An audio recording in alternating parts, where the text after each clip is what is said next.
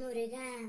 என் அன்பு பிள்ளையே, மனதுக்கு பிடித்தவரின் பிரிவை நினைத்து மிகவும் வருந்திக் கொண்டே இருக்கின்றாய்.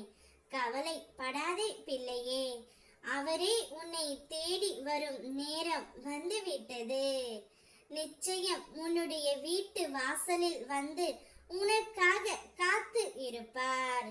உனக்கு ஒரு இன்ப அதிர்ச்சியும் அவர் தர போகின்றார் பிள்ளையே. ஒருவரிடம் பேசவே கூடாது என்று முடிவு செய்த பிறகும் அவரிடம் மீண்டும் பேச தூண்டும் உணர்வே உண்மையான அன்பு. உன்னவரும் அதே உணர்வுடன் இப்பொழுது உன்னை தேடி வந்து இருக்கின்றார். இச்சமயத்தில் நான் உன்னிடம் ஒன்றை மட்டுமே கூற ஆசைப்படுகின்றேன். கடந்த காலத்தை பற்றி நினைக்காதே, கண்ணீர்தான் வரும். எதிர்காலத்தை எதிர்பார்க்காதே, பயம்தான் வரும்.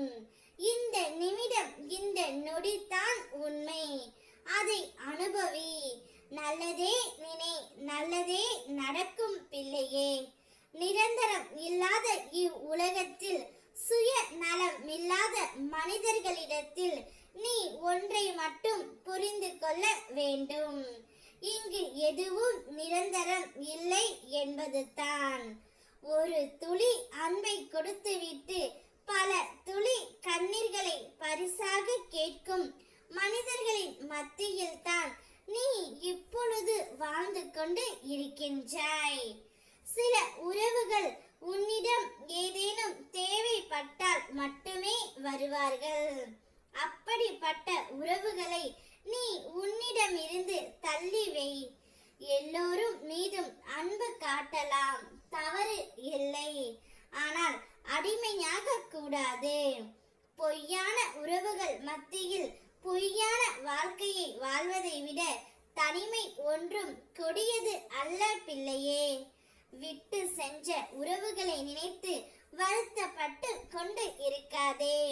குடும்பம் என்பது கடவுள் உனக்கு கொடுத்த அழகான பரிசு. அக்குடும்பத்தில் நீ எவ்வாறு காப்பாற்ற வேண்டும், எவ்வாறு பாதுகாக்க வேண்டும் என்பது மட்டுமே உன் கவனம் இருக்கட்டும். உனக்கு என்ன தேவையோ உன் அப்பா நான் நிறைவேற்றி தருகின்றேன். மற்றவர்களின் வார்த்தைகளை கேட்டு அதை நம்பி உன் துணையை நீ ஒரு நாளும் இகழ்ந்து பேசாதே. உன்னுடைய துணை உனக்காகவே படைக்கப்பட்டவர். அவர் நிச்சயம் உன் மனதை புரிந்து கொண்டு வருவார். நீயும் அவரும் ஒன்றாக சேர்ந்து வாழப் போகின்றீர்கள். ஓம் முருகா.